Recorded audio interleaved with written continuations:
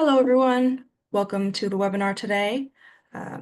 This webinar is a presentation of Clean Energy Group, and the topic for today's webinar is a case study, Cape Light Compact's Cape and Vineyard Electrification Offering. And we have an excellent panel of guest speakers with us today, but before we get to them, I'd like to go over a couple webinar logistics. We are now using Zoom webinars. This is a new platform for us, so if you have any feedback, just let us know in the post-webinar survey or via email. All attendees are in listen-only mode, so your webcam and microphone are disabled. If you use the raise hand function, that will also not work. So if you have any questions or comments, you can submit those via the Q&A panel. We will be reserving 15 minutes at the end of the presentations for panelists to answer your questions. So feel free to submit these questions throughout the webinar as you think of them, and we'll get to them at the end. Automated captions are available. And finally, this webinar is being recorded. We will email you a webinar recording within 48 hours, and it will also be posted on CEG's website at cleanegroup.org/webinars. Additionally, there will be speaker bios available in the chat as they're being introduced. And with that, I'd like to pass it over to our host for today, my colleague, Olivia Tim.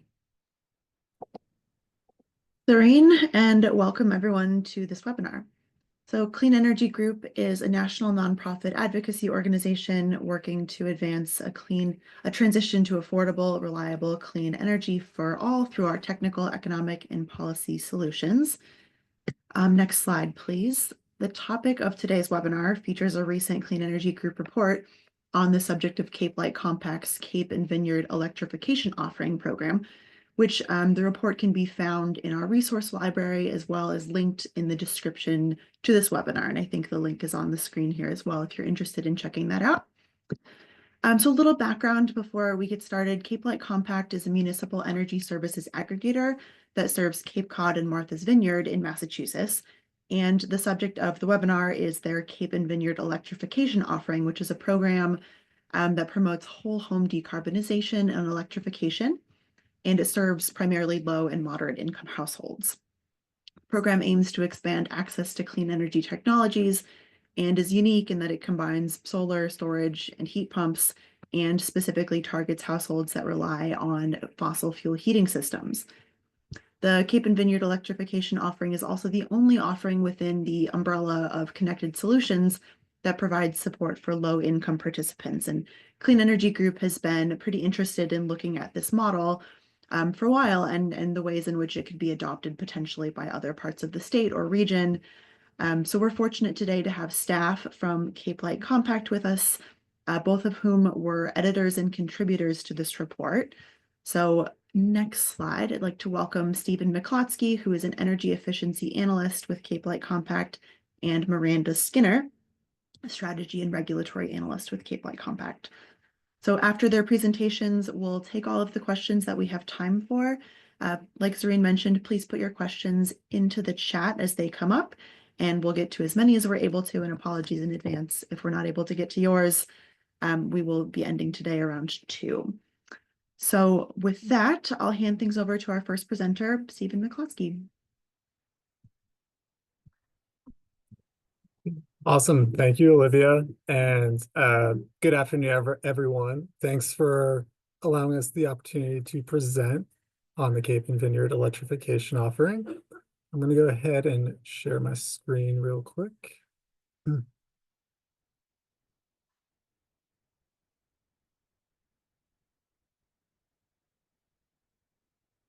All right. So hopefully everyone can see that. Once again, my name is Stephen. Oops, go back. Once again, my name is Stephen McCloskey. I'm an energy efficiency analyst for the Cape Light Compact, and joining me today will be my colleague, Miranda Skinner. So Olivia touched on this. Who is the Cape Light Compact? We're a municipal energy services organization. We're operated by the 21 towns on Cape Cod and Martha's Vineyard. And our mission is to serve over 200,000 customers through the delivery of our energy efficiency programs, consumer advocacy, and a renewable competitive electric supply. And the Cape Vineyard Electrification Offering would fall into our energy efficiency program category. So that's what we'll focus on throughout today's presentation. Just a little bit more background that kind of guides our energy efficiency policy goals is decarbonization, definitely moving folks towards heat pumps, heat pump hot water heaters, induction stoves, those sort of things. And that's reflective in the rebates that we offer, the incentives that we provide. Equity, making sure that we are serving harder to reach communities that are in need. And that's also reflective in the CVO program as well. And then also just always thinking about the customer experience, making sure that whatever we develop and implement is as streamlined as possible, because some of these things can, in the energy efficiency world, even though they may become second nature to us, to remember that for some folks, this is new information. So trying to make those processes as simple and easy as possible for customers. So let's jump right in to the Cape Vineyard Electrification Offering, commonly referred to as CVEO. So it is a strategic electrification and/or decarbonization energy optimization turnkey offering. And there's a list of all the technologies that it includes. So the whole goal, depending on what is currently in any given household, is to make sure that it is appropriately weatherized, so insulation and air sealing, and then the installation of cold climate heat pumps, pairing that with solar PV to offset as much electric usage as possible. Battery storage, if applicable. So if the site allows us, alongside some other factors, we would look at installing batteries, heat pump hot water heaters, and electric stoves. So those are the main categories of the energy efficiency program measures and technologies that were included in this program. And our goal when we set out to implement CVO was to fully decarbonize 100 properties across the Cape and Martha's Vineyard for residents who fell into our low or moderate income categories. And just quickly, we define low income as state median income 60% or less. And then our moderate income category is state median income, gross annual income of 61 to 80%. So just for a frame of reference, the Cape Light Compact, we serve folks who heat with oil, propane, electric resistance. Also included in the CVO program is these residents, low and moderate income residents, if they recently had a heat pump installed in our current 3-year plan at the time of implementation, which was the 2022 through 2024 3-year energy efficiency plan we're operating under. So if they had previously installed a heat pump during that period, we would still allow these folks to receive the other measures a part of CVEO. So just a quick status update. We'll dive into this, but we first were approved by the Massachusetts Department of Public Utilities to implement this program in January of 2023. So seeing that it is April of 2025, many things have happened since then. And a great thing to relay is that our last program participant will be receiving their installation of their solar PV system, actually scheduled, I believe, for next week. So the program will be officially closing out in terms of program installation. So that's really exciting. So backing up a little bit, how did CVEO come about? What was the knowledge that the Cape Light Compact had and some of the policy that guided the Cape Light Compact towards the idea of CVEO? So the Massachusetts Green Communities Act of 2008, that was updated in 2018 via the Act to Advance Clean Energy. I'll give everyone a moment to read that bullet point. But essentially, this Act to Advance Clean Energy had very specific language, which is reflective of kind of the previous slide and what you can see CVO is trying to accomplish: electrification, energy storage, active demand management technologies, and that results in customers switching to renewable energy sources. Also on top of that, back in 2018, when we first proposed CVEO, there was a snapshot into how low and or moderate income households were interacting with solar. Were these customer groups or income groups really installing solar at the time? And so what we found out in a 2-year study was that only 8% of Cape Cod or Martha's Vineyard solar installs were in low-income census block groups, and that only 2% of the installations were for homes where residents earned 80% or less than the state median income. So our low and moderate income residents really weren't adopting these technologies, probably for financial barriers plus. So we saw this as an opportunity to serve this income demographic through the creation of CVEO. So from 2018 to getting approved by the Massachusetts Department of Public Utilities in January of 2023, the CVEO went through a couple of different iterations, back and forths, and ultimately, this is the program overview of what was approved for the Cape Flight Compact to facilitate. So I'll give you a moment to let this chart marinate a little bit. There's a lot of information on it. And as you're taking a look at it, I'll orient you a little bit more. So if you look at the top half of the chart on the left side, you will see a category that says deed restricted. So deed restricted means deed restricted based on affordability, that there's a deed rider attached to a home. So a pre-qualification for CVEO for some customers, if they wanted to receive a heat pump incentive of 100% off, a solar PV incentive of 100% off, and a storage incentive, battery storage incentive, 100% off. So therefore, essentially a no-cost program. If you lived in a deed-restricted property and you qualified as low income or affordable, so that below 60% of the state median income, or within that 61 to 80% of the state median income, and you lived in a deed-restricted property based on affordability, this program was designed to be at no cost for these folks.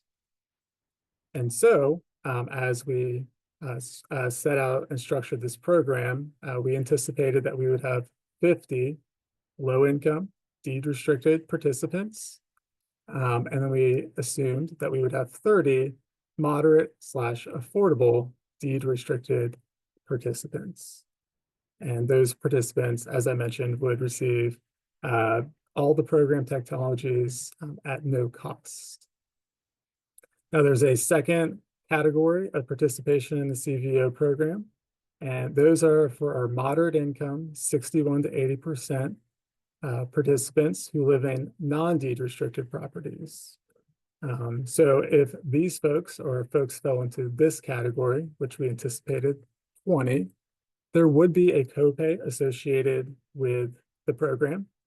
And as you can see there, moving across to the right side, the Cape Flight Compact would cover 80% of the heat pump installation or max customer copay of $5,000.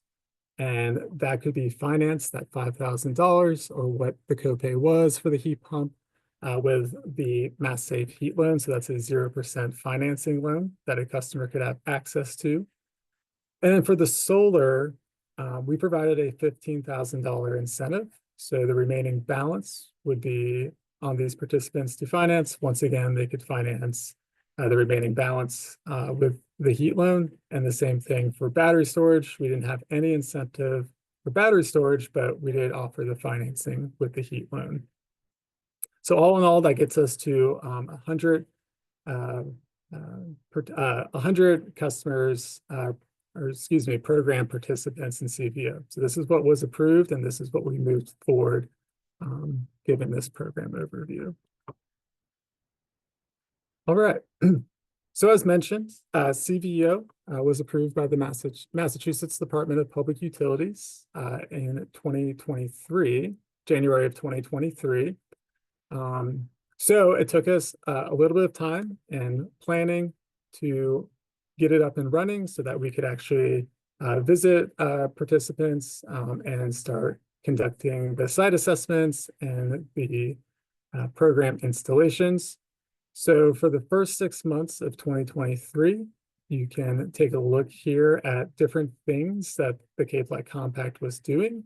So one of the important things was developing a CVO process and flow, how this program would work, how do participants come to the Cape Light Compact, how do they find out about this program?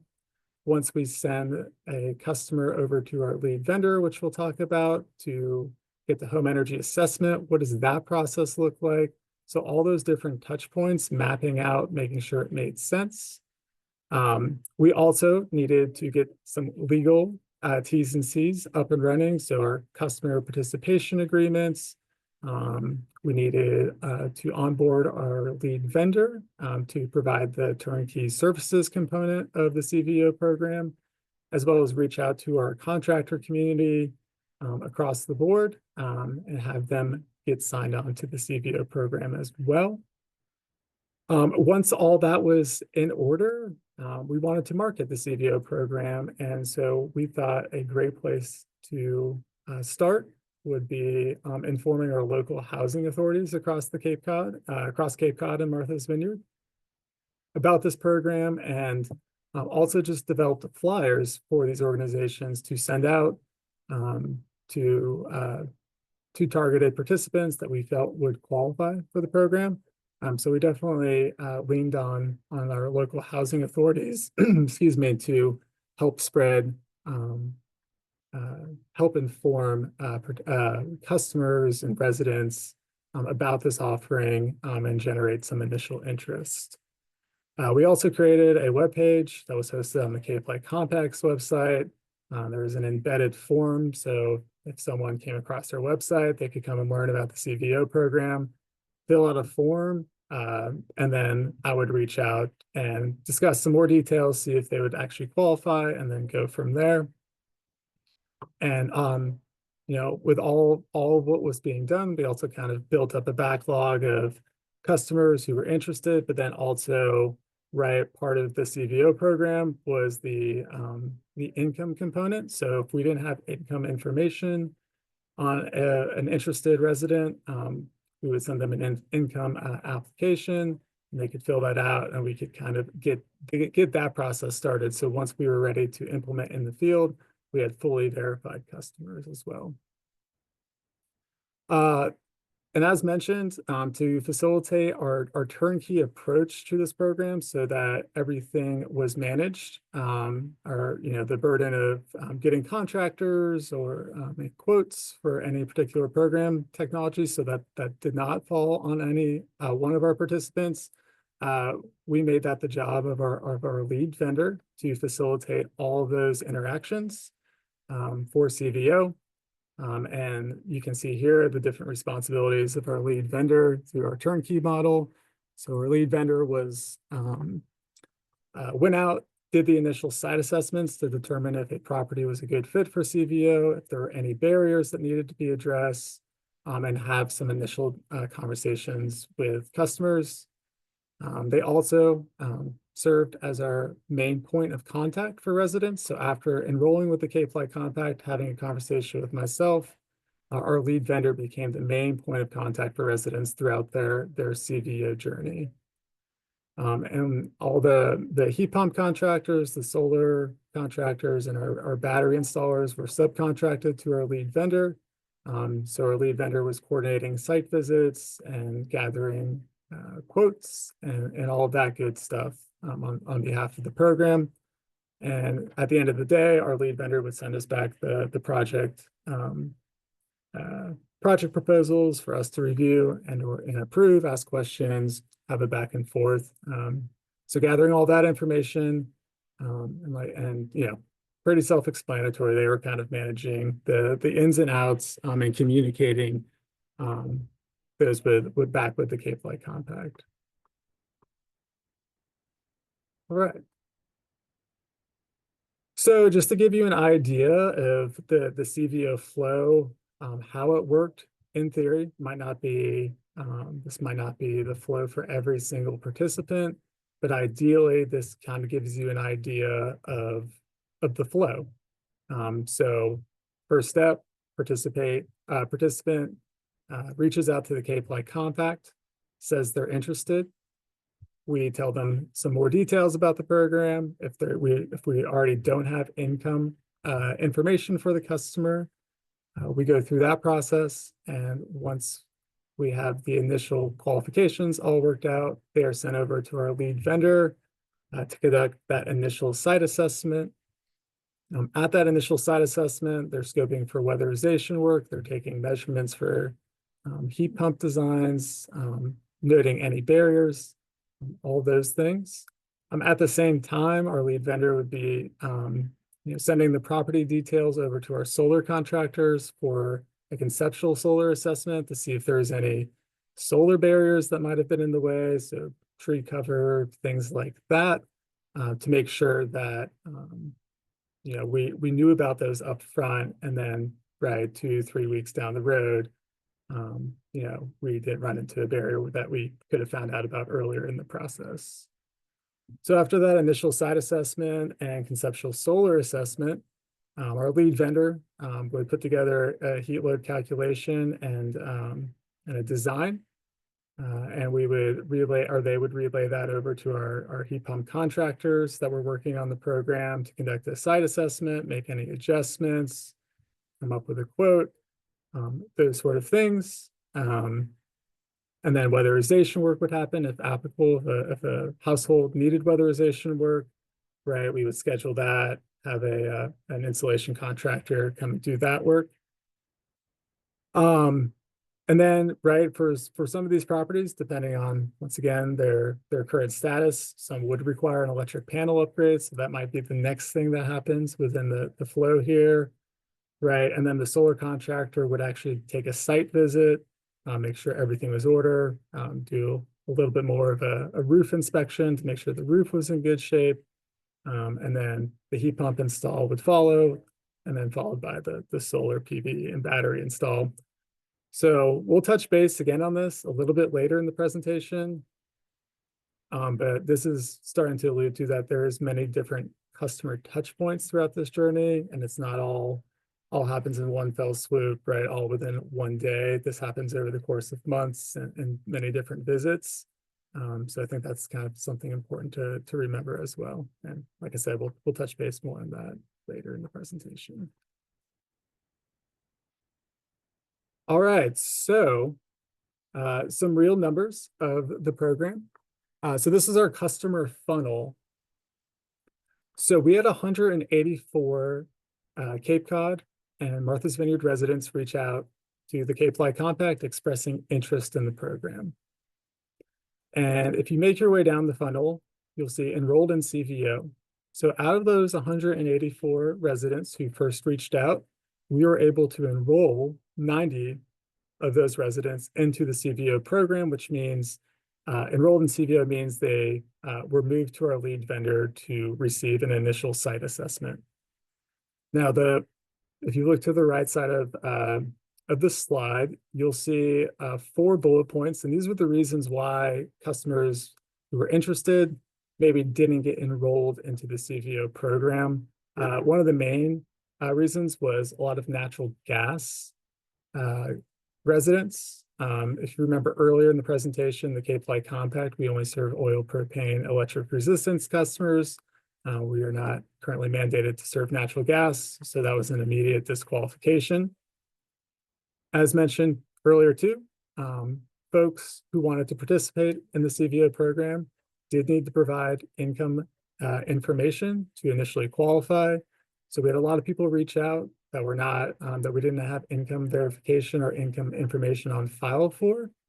So we would send them our application to fill out provide that information, and a lot of folks just ended up not getting back to us or said they were not qualified.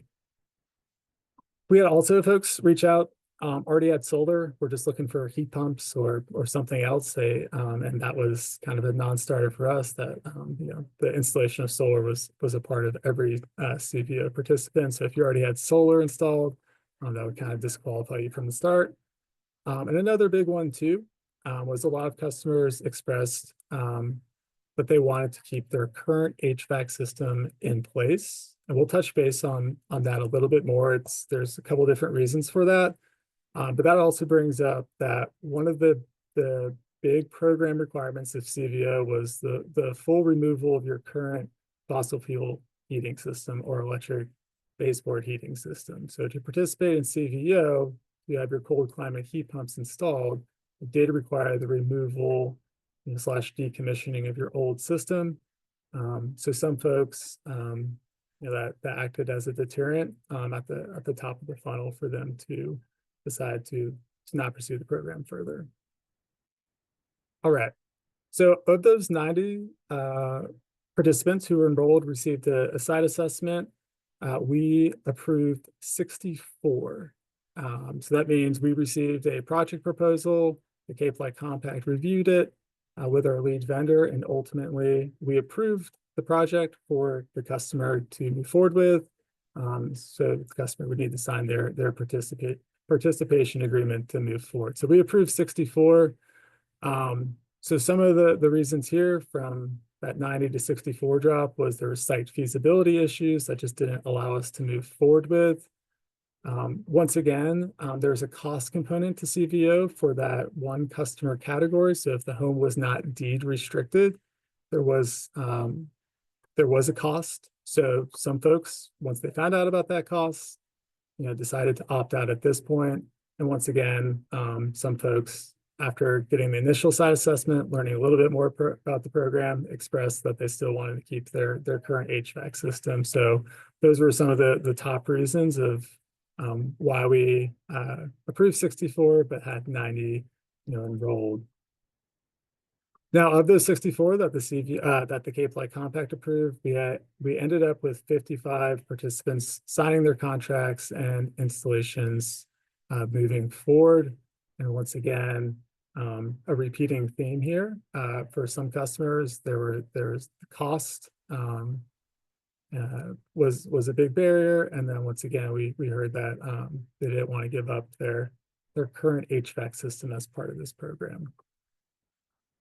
So that's the customer funnel. That 55 participant number is the actual number. As I mentioned, that last installation is happening this month.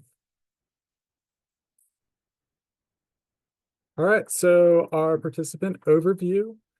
So this is cool to look at. It kind of shows you our participant categories, different subcategories that they fall in, and also provides a snapshot of where these customers lived on Cape Cod and in Martha's Vineyard. And as you can see, we got pretty good participation across the board. So it wasn't just concentrated in one community or one area in terms of customer participation. It was spread out across the Cape and on Martha's Vineyard.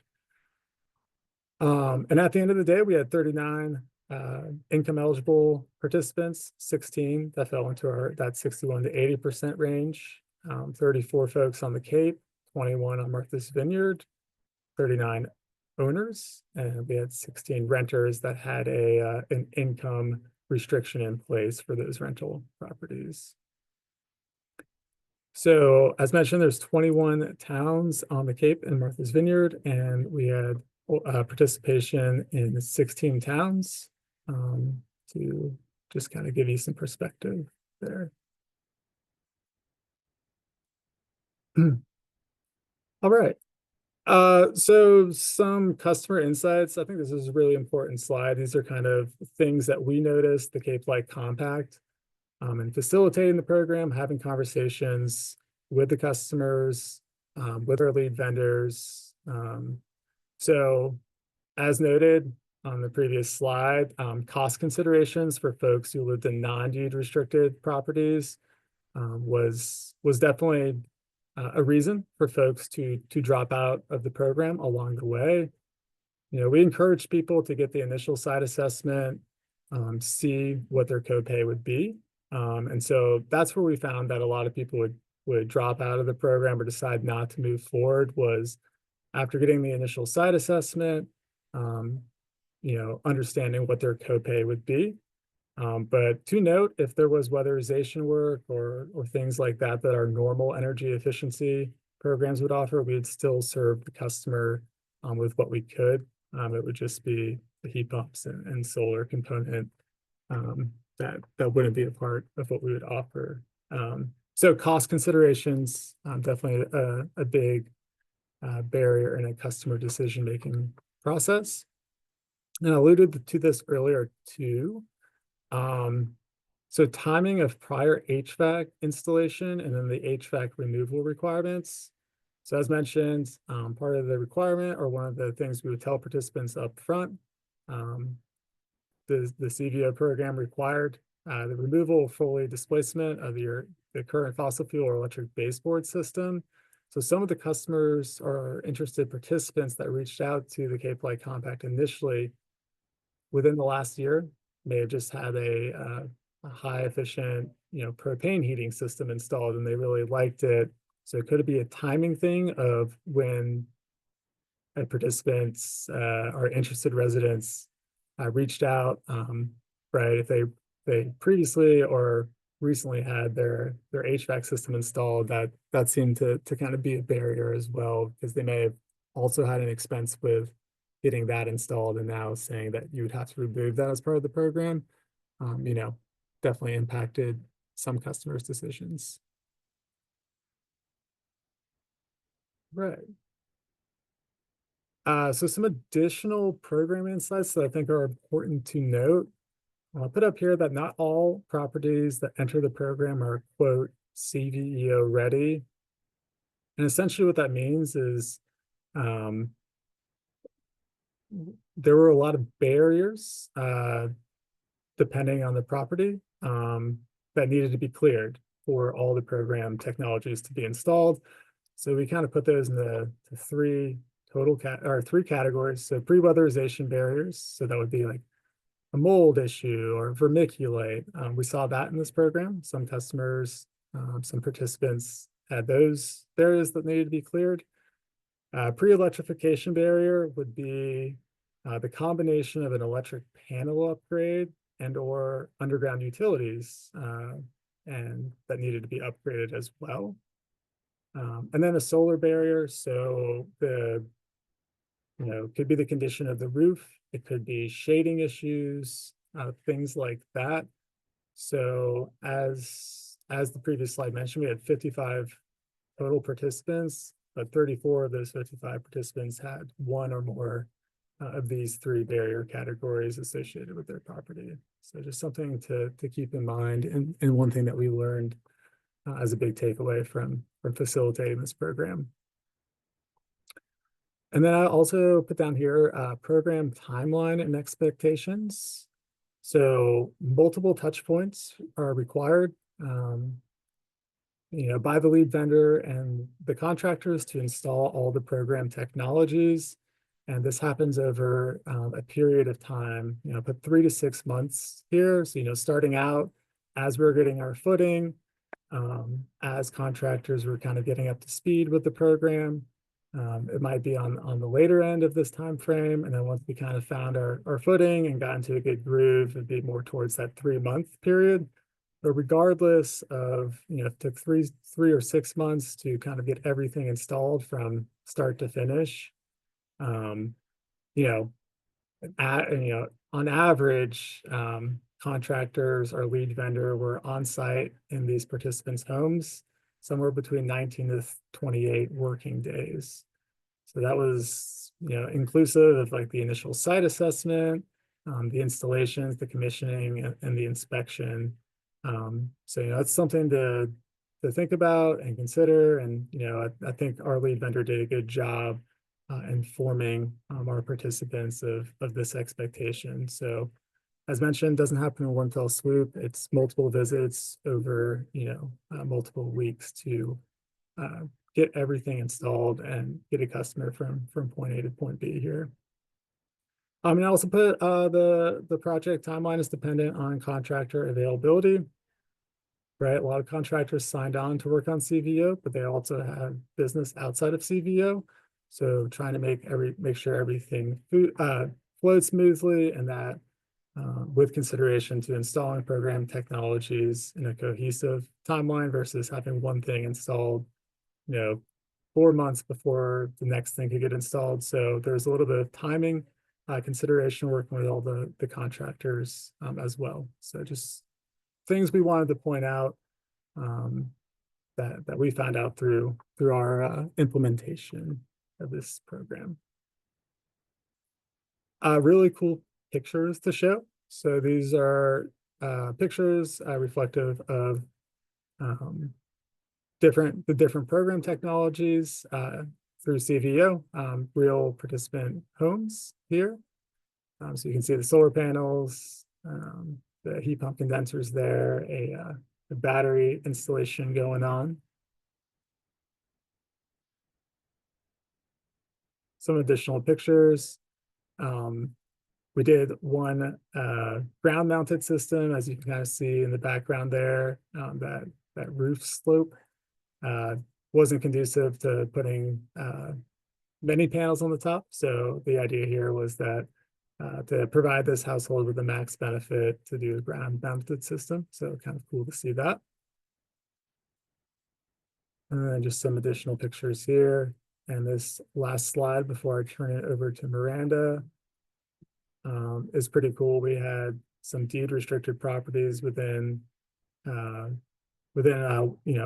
shared neighborhood participate. So you can see panels in the back and then the racking going on in the front side here. So just want to share those. With that being said, I'll turn it over to Miranda.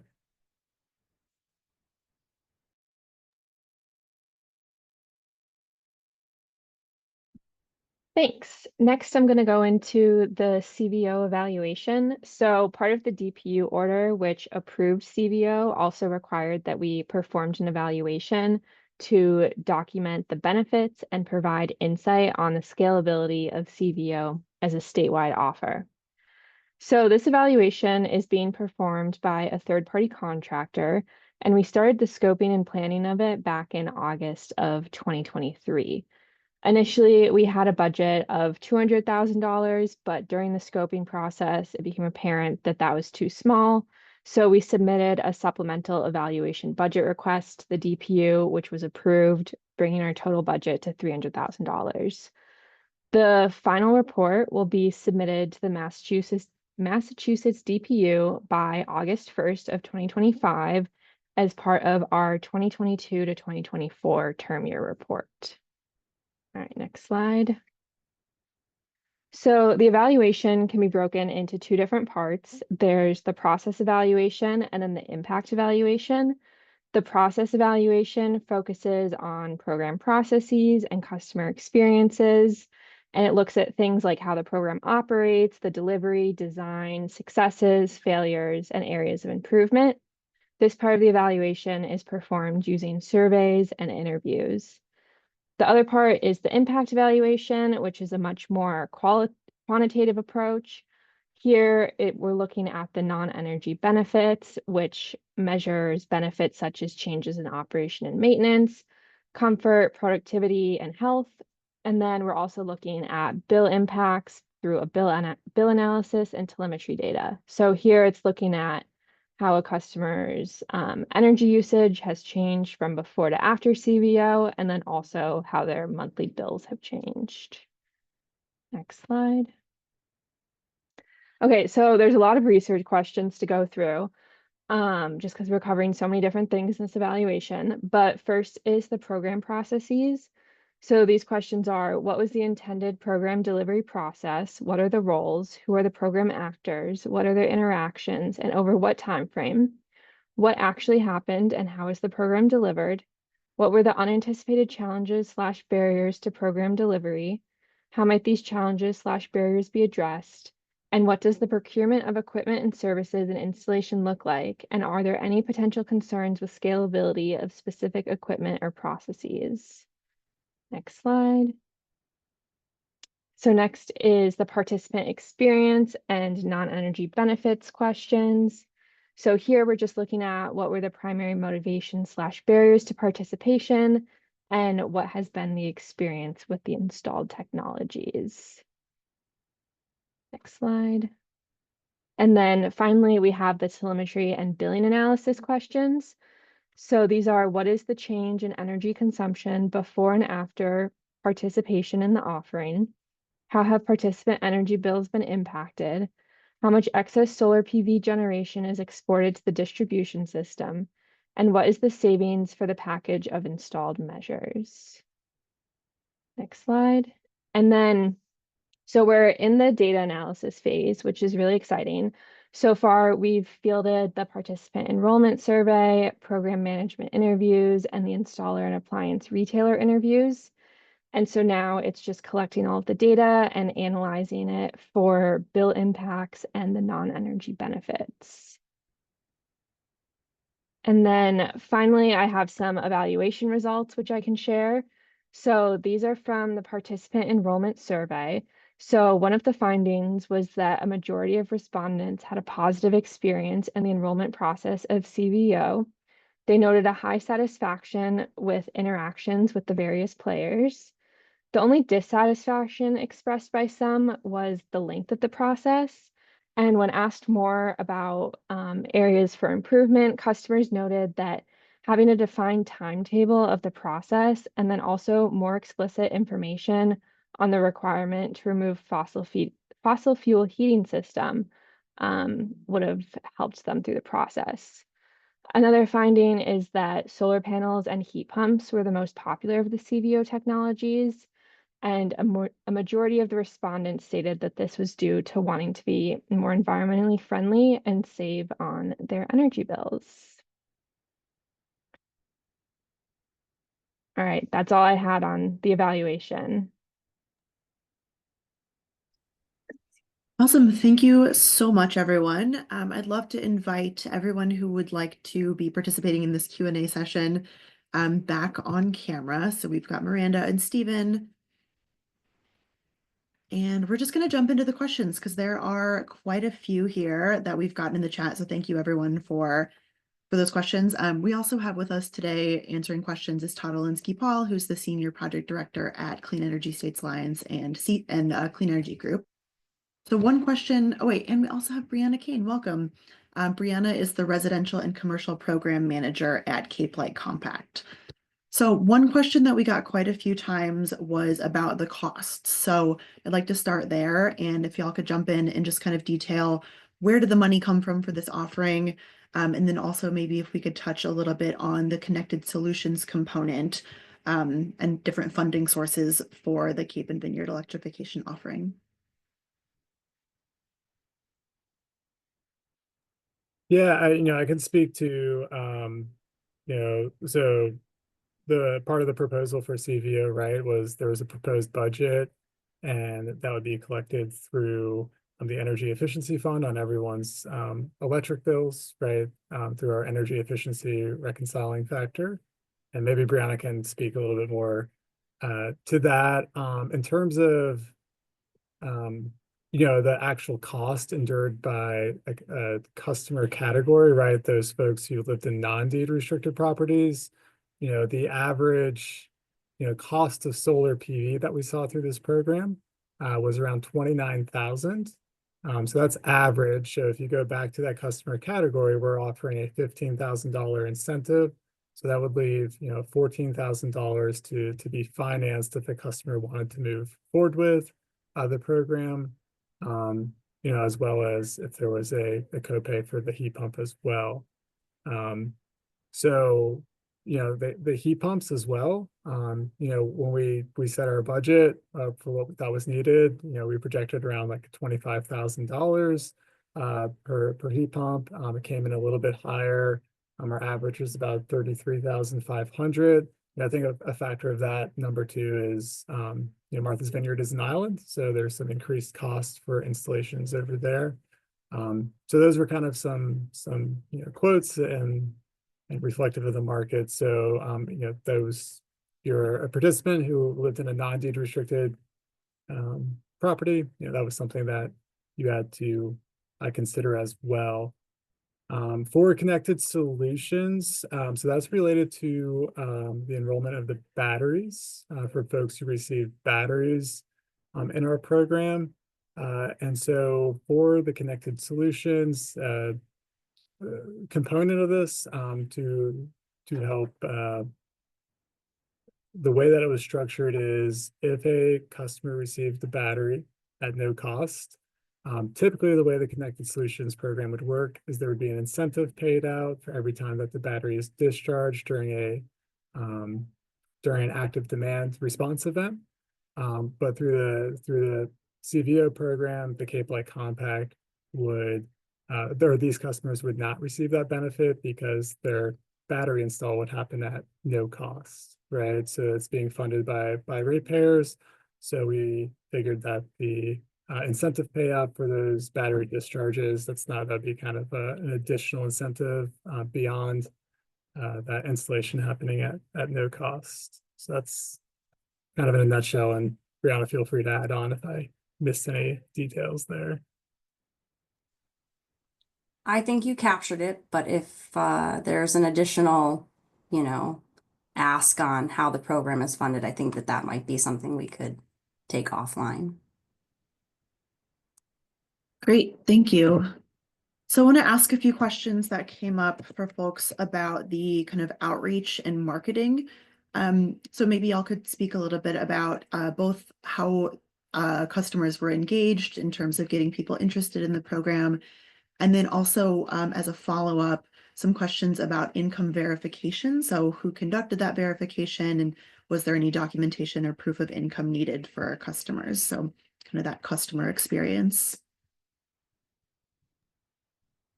Yeah, so for outreach and marketing, I think we had our own list. Some of our analysts and colleagues put together a list of deed restricted properties, folks that we already had fully income verified. So we had a targeted list that we sent mailers to, but on top of that, as mentioned, we reached out to all of the contacts that we had for local housing authorities here on the Cape and Martha's Vineyard. And we wanted to inform them about this program since they might have been closer, have a close relationship to certain participants in low and moderate and deed restricted properties. And so we created a flyer for those housing authorities to use and distribute as they felt necessary. So we definitely relied on our local housing agencies to help spread the word. And as mentioned, our marketing team developed a CVO webpage where any interested customer, after reading about the program, could, I believe it was like an embedded Google form, could easily fill out their information. I would receive that information, connect back with that interested participant and go from there.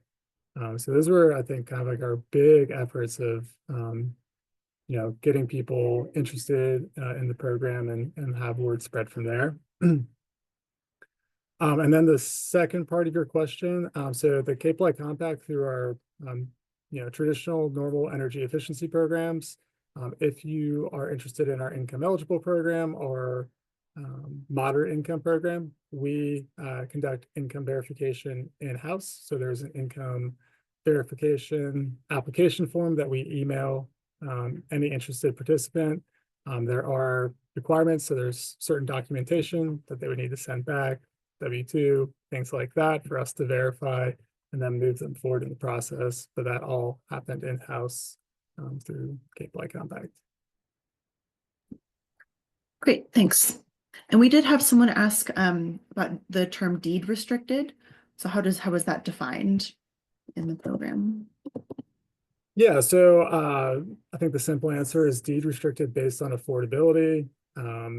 So certain document, right, that you can find in, county deed record, which means there's a restriction in terms of the resale of the property to income eligible or moderate income folks. It's based on a certain income threshold. The typical deed or income threshold found on deeds, at least in Barnstable County and Dukes County, which is Cape Cod and Martha's Vineyard, is at a max 80% of the state median income threshold. So that aligns with our the top end of our moderate income category.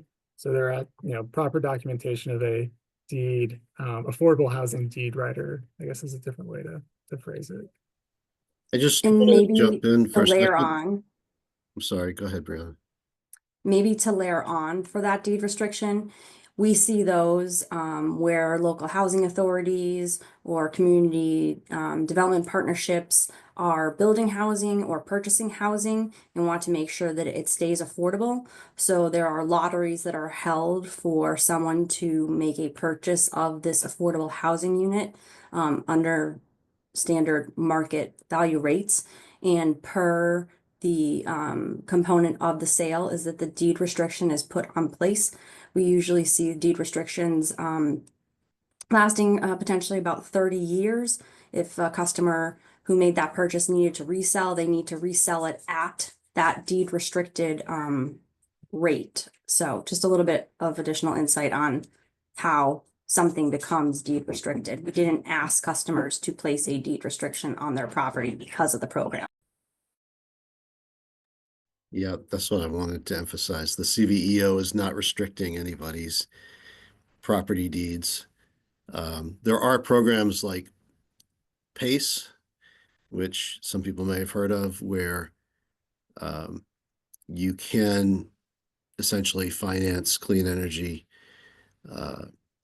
installment at your home or business through essentially a sort of a second mortgage on your home. That has nothing to do with what you guys are talking about.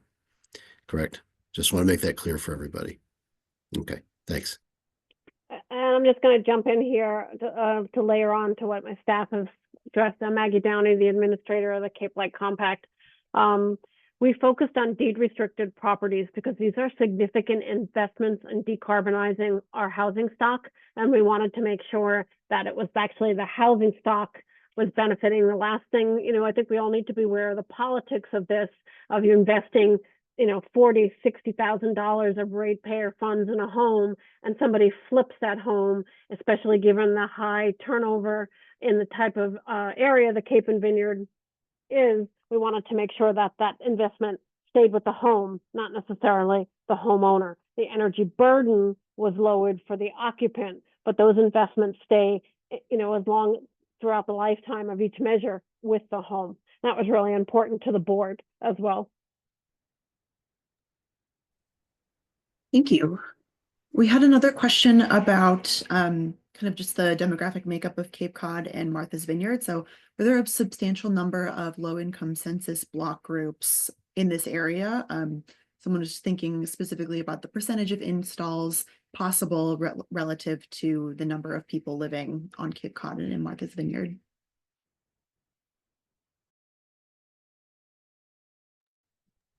So I'll start this one off. We are aware of the census blocks that do fall and meet income eligible requirements. For the compact's territory, it's very difficult to market to, in some instances, some of these census blocks, a street or two.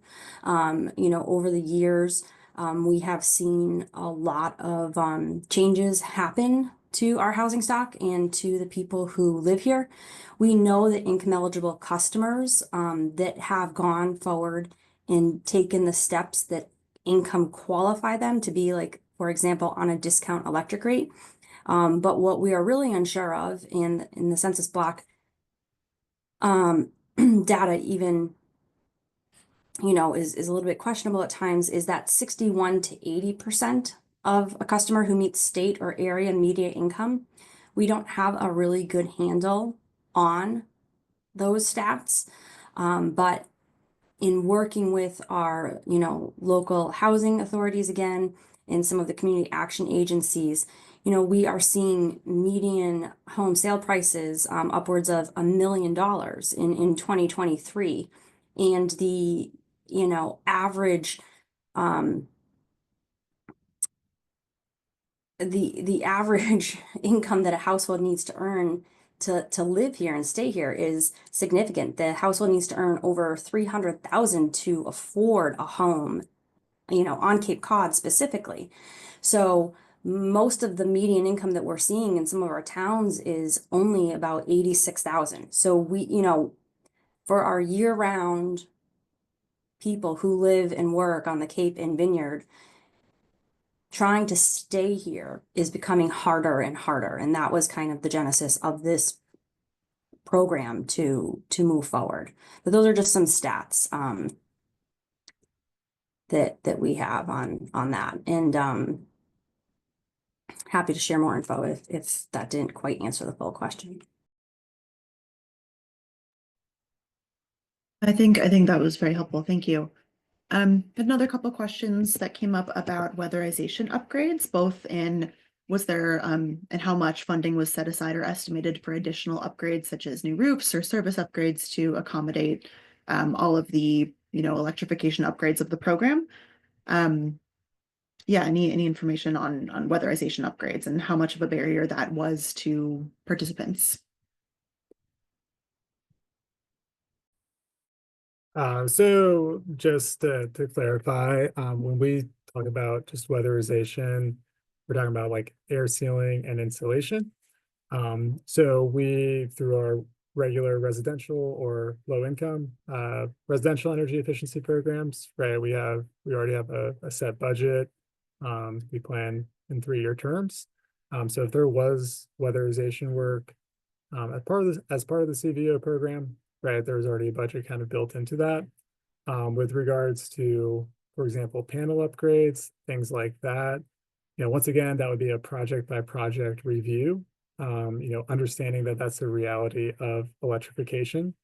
So, you know, there was an overall program budget set for CVO, which we operated within. And so, you know, depending on site specific factors, you know, we would make that determination to move forward, or right, if there was insurmountable barriers, right, we would have that discussion as well and understand that those properties or certain properties might not be the best fit for CVO. But yeah, we understood the reality that a panel upgrade, you know, would be, you know, a possibility with electrification. So in our last minute or two here, I want to kind of shift to the future of the program. We've got a lot of questions about, you know, looking to, you know, see when the impact results are going to be available, and, you know, the evaluation impacts, will they assess all the ratepayer impacts, you know, the cost benefit to participants versus ratepayers, how much of that will be taken into account. And if maybe we can just take the last few minutes to speak on the future of this program. Do we have any expectations on what we might see in the coming years from Cape and Vineyard Electrification Offering?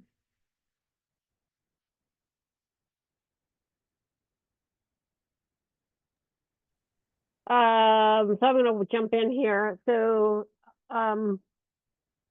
it really depends on, you will always see elements of CVEO. For instance, we have a very robust heat pump program, but, you know, we provide heat loan financing for batteries. But we did get a significant amount of pushback from the department on funding and using solar energy efficiency funds for solar, for the PV install. There are right now other programs that are enabling. So there is the Solar for All, which is a low income loan for income eligible. There's the Energy Saver Home Loan Program. So there are more loan products that I think are filling the gap. So I can't say, we can always ask again, but I think given where our bill impacts are around running our decarbonization program and the huge burden and cost of actually addressing our climate crisis in Massachusetts, I'm not sure that we will be able to incorporate the no-cost solar piece into our decarbonization efforts over the next several decades. Again, remains to be seen, and especially since there are other funds, mostly loan products, available. So that's the biggest challenge, is getting no-cost solar and or batteries. But again, there are other ways to do this right now, but nothing that is of no cost to low and moderate income customers for those two pieces especially.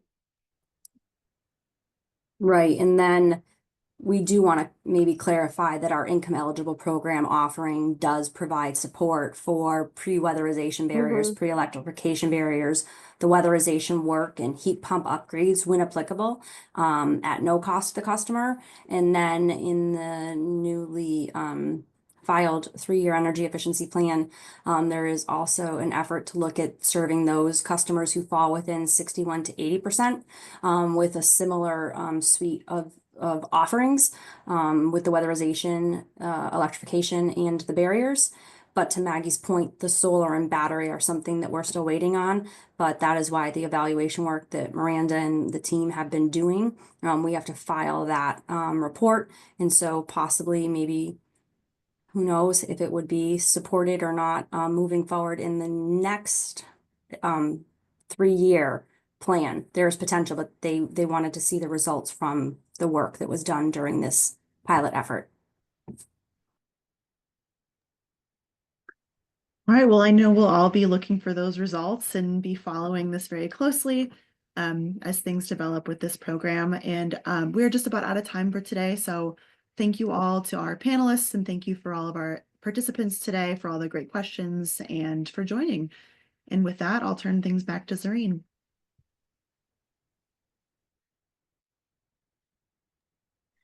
Thank you, everyone, for joining. We have a couple webinars upcoming. You can see those at cleanegroup.org/webinars. You can see a list right here. But you will be receiving an email with a link to the webinar recording and slides. So thanks again, everyone, for coming, and have a great rest of your day.